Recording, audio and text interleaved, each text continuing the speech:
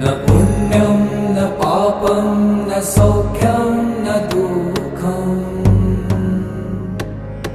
न मन्त्रो न तीर्थं न वेदा न यज्ञा अहं भोजनं नैव भोजं न भोक्ता चिदानन्दरूप शिवोऽहं शिवोऽहम्